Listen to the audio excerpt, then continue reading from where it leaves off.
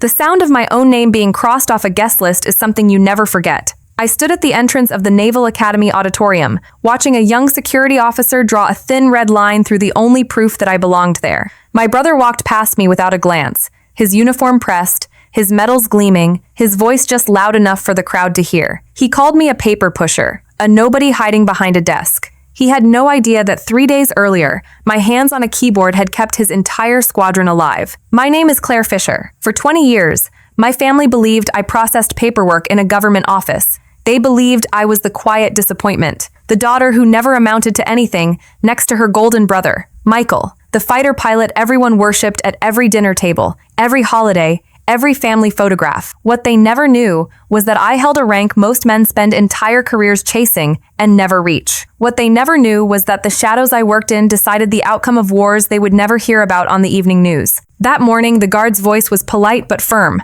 "Ma'am, I'm sorry your name isn't here." I felt the heat crawl up my neck, not from embarrassment, but from a cold, familiar ache I had buried years ago. Behind him, my parents stood exactly close enough to see what was happening, and exactly far enough to pretend they hadn't. My mother examined her shoes. My father found something fascinating on the horizon. Neither of them said a word. I had grown up in that silence. Fisher blood, my father used to say, belongs to warriors, not to keyboards. He said it the night Michael got his acceptance letter to flight school, the same week I won a national championship in systems engineering that nobody in my family bothered to attend. I stood in the doorway that night, holding a medal no one wanted to see, watching my father raise his glass to a son who hadn't done anything yet. That was the night something in me went quiet. Not broken, quiet. The kind of quiet that doesn't scream, doesn't cry, just calculates. Years passed. I built a career they assumed was beneath contempt, working late nights in secure rooms most people don't know exist. While Michael performed loops in front of crowds for applause, I built systems that protected men like him without ever needing a single ounce of recognition. 3 days before that ceremony, an alert tore through my command center. A routine airlift had triggered a hostile radar lock, and the crew inside that helicopter had less than 2 minutes before the sky turned into their grave. I didn't wait for permission. I didn't wait for a committee. I sat down, and my hands became the only thing standing between 12 men and an early death. I broke into the enemy's defense grid, planted a failure deep inside their targeting system, and watched the radar go dark. Nobody clapped, nobody stood. The room simply exhaled, and I walked out into the night alone, the way I always did. Michael's squadron. That routine airlift belonged to Michael's own unit. He never knew how close he came to losing men under his command. He only knew that his sister still worked behind a desk, and that made her small in his eyes. Standing at that gate, humiliated in front of strangers, I felt the same old fracture threaten to open. But something had changed since that night with the buried medal. I no longer needed them to understand what I was. I only needed them to see it, once, clearly, without the chance to look away. I stepped back from the barrier without a word. The guard exhaled in relief, certain the confrontation was over. It wasn't over. It was only beginning. If you've ever been dismissed by the people who were supposed to be proud of you, tell me in the comments where you're watching from. And hit subscribe if you want to see exactly how far this goes.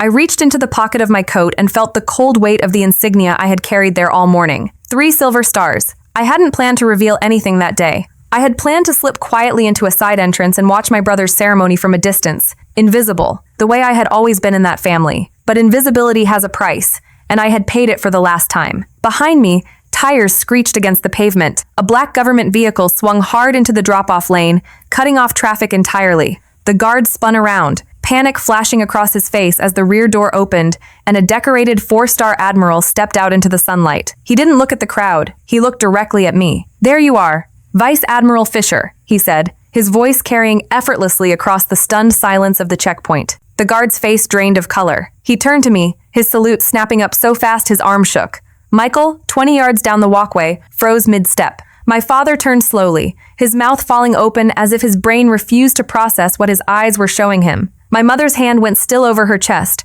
her rehearsed elegance collapsing into raw shock. For the first time in my life, I watched my family truly see me. The Admiral fell into step beside me as we walked through the now wide-open gate. He didn't acknowledge my family. He didn't need to. He simply walked past them the exact same way they had walked past me for 2 decades, as though they were background noise in someone else's story. Inside the auditorium, the ceremony resumed on schedule, oblivious to the storm quietly rearranging itself in the front rows. Michael took the stage first, accepting a modest commendation for a routine deployment, thanking his father for teaching him what it meant to be a real warrior. The polite applause was thin, He didn't yet know how thin his own foundation truly was. Then the announcer's voice shifted. A special declassification, authorized directly through senior command, recognizing extraordinary service in a classified operation that had protected an entire Allied unit from imminent destruction. Every officer in the room rose to their feet in perfect unison, the sound of hundreds of boots striking the floor like a single heartbeat. Vice Admiral Claire Fisher. I walked onto that stage in full uniform,